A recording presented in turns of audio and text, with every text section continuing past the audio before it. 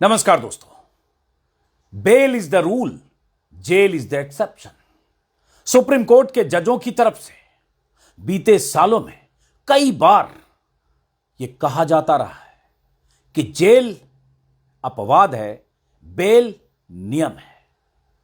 लेकिन बात जब उमर खालिद की होती है, शर्जिल इमाम की होती है, तो ऐसा लगता है कि jail is the rule, bail is the exception. और ऐसा मैं इसलिए कह रहा हूं कि 14-15 बार उमर खालिद की जमानत पर अलग अलग वजहों से सुप्रीम कोर्ट में सुनवाई टली, अलग अलग वजहों से। लेकिन आखिरकार जब सुप्रीम कोर्ट में सुनवाई पूरी हुई, जमानत पर सुप्रीम कोर्ट ने अपना फैसला सुरक्षित रखा।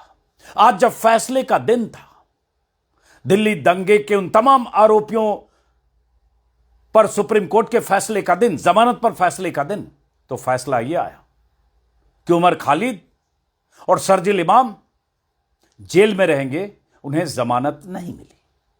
सुप्रीम कोर्ट के 2 जजों की पीठ ने यह भी कह दिया कि अगले 1 साल तक शर्जिल इमाम और उमर खालिद जमानत याचिका दाखिल नहीं कर सकते। अगले 1 साल तक 5 आरोपियों को जमानत मिली। 5 साल 3 महीने से ये सब तिहाड़ में बंद हैं। बीच बीच में शादी की वजह से, जैसे उमर खालिद की बहन की शादी थी तो 15 दिन के लिए उन्हें अंतरिम जमानत मिली थी।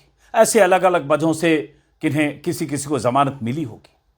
5 जिन्हें आज जमानत मिली, उनमें गुलफिशा फातिमा है, मीरान हैदर है, शिफाउर रहमान है, मोहम्मद सलीम खान है और शादाब अहमद है, जो अलग अलग सामाजिक संगठनों से जुड़े थे, सामाजिक कार्यकर्ता थे। लेकिन इन पर आरोप है कि दिल्ली दंगों के दौरान 2020 में लोगों को उकसाने, भड़काने और दंगे जैसे माहौल बनाने में इनकी भूमिका रही।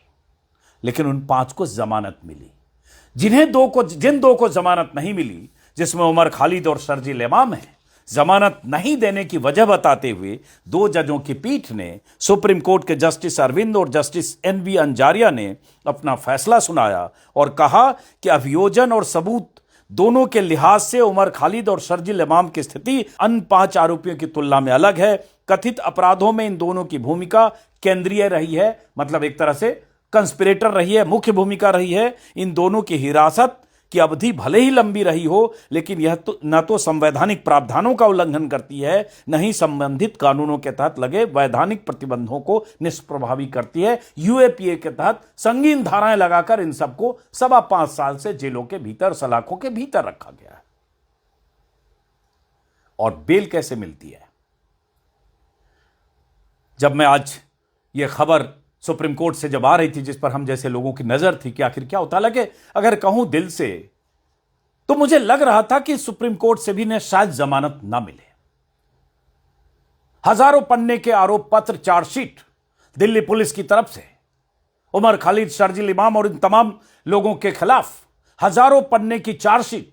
उन चार्जशीट में तमाम तरह के ऐसे गवाह जिनकी गवाही पर संदेह है, तमाम ऐसे सबूत जुटाए गए जिन सबूतों पर संदेह है, जिन सबूतों को जुटाने के पीछे दिल्ली पुलिस की मंशा पर बहुत बार सवाल उठाए जा चुके हैं। तथ्यात्मक तौर पर क्रमवार ढंग से बहुत कुछ लिखा और बोला जा चुका है। लेकिन मुख्य कंस्पिरेटर बनाकर, मुख्य साजिशकर्ता बनाकर उमर खालिद को अदालतों में दिल्ली पुलिस की तरफ से पेश किया गया और सुप्रीम कोर्ट ने दिल्ली पुलिस की वो सारी थ्योरी को बाय किया और उसके बाद जमानत उमर खालिद को नहीं दी। और जब यह खबर आई, तभी सुबह आज मेरी नजर पड़ी थी सजा याफ्ता मुजरिम, रेप और हत्या के मामले में सजा याफ्ता, आजीवन कारावास की सजा भुगत रहे, 20 साल की सजा एक दूसरे केस में भुगत रहे, जैसा कि मैंने कहा, रेप और हत्या। राम रहीम डेरा सच्चा सौदा के सजा याफ्ता शब्द पर जोर दे रहा हूं, मर्डर और रेप के सजा याफ्ता मुजरिम, खबर आज ही के अखबार में छपी है कि 15वीं बार जेल से बाहर आए हैं। राम रहीम 8 साल 4 महीने की सजा अब तक जो उनकी गिरफ्तारी के बाद से हुई, 2017 में उन्हें सजा मिली। 387 दिन बाहर रह चुका, मतलब 1 साल से ज्यादा वक्त तक वो बाहर रहे और अभी फिर 40 दिन की पैरोल मिली उन्हें।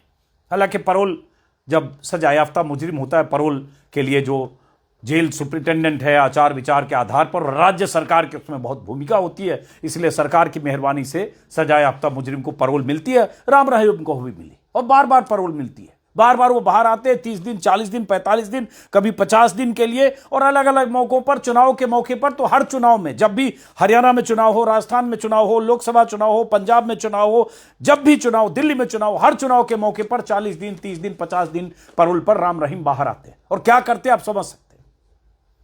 तो सरकार की मेहरबानी, सिस्टम की मेहरबानी, सजा याफ्ता मुजरिम, रेप और हत्या का सजा याफ्ता मुजरिम बाहर आ जाता है।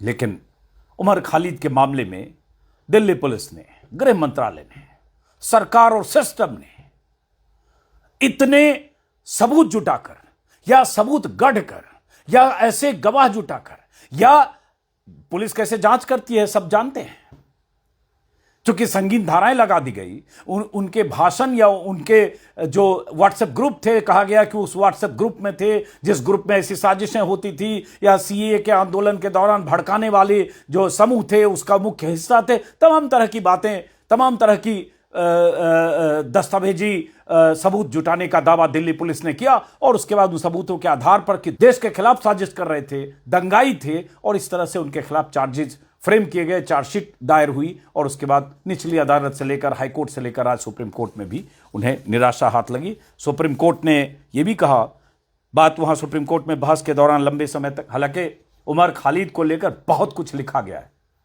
किस तरह से केस बनाया गया और किस तरह से उनके भाषणों को, या उनके बयानों को, या उनकी मौजूदगी को, या एक एक्टिविस्ट के तौर पर सीएए के आंदोलन में उनकी भूमिका को लेकर किस तरह से उन्हें दंगाई या दंगों के मास्टरमाइंड के तौर पर दिल्ली पुलिस ने अपनी फाइलों में उन्हें दर्ज किया, इसको लेकर बहुत बार बात हो चुकी है। कोर्ट में आज यह भी हुआ बहस के दौरान कि जेल में लंबे समय तक रहने और संविधान के अनुच्छेद 21 के तहत जो जीने की स्वतंत्रता है, व्यक्ति की आज़ादी है, उसको लेकर जो संवैधानिक अधिकार है, उसको लेकर जब दलीलें दी गई तो कोर्ट ने कहा कि संविधान और कानून के बीच तुलना नहीं हो सकता। अनुच्छेद 21, आर्टिकल 21 संवैधानिक व्यवस्था में खास जगह रखता है। ट्रायल से पहले जेल को सजा नहीं माना जा सकता।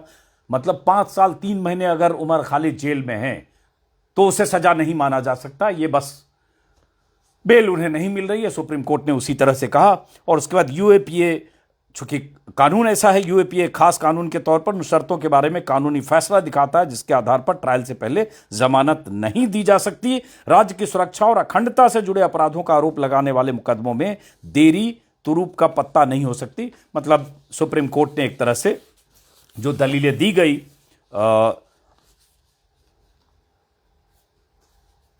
इन दोनों की जमानतों के खिलाफ, उन दलीलों के हिसाब से सुप्रीम कोर्ट ने इन्हें जमानत नहीं दी। और यह मानते हुए कि प्रथम दृष्टया आरोप बनता है शर्जिल इमाम और उमर खालिद के खिलाफ, उनके बयान और उनकी मौजूदगी, जैसा कि मैंने कहा। बहरहाल, और राम रहीम अब बाहर है।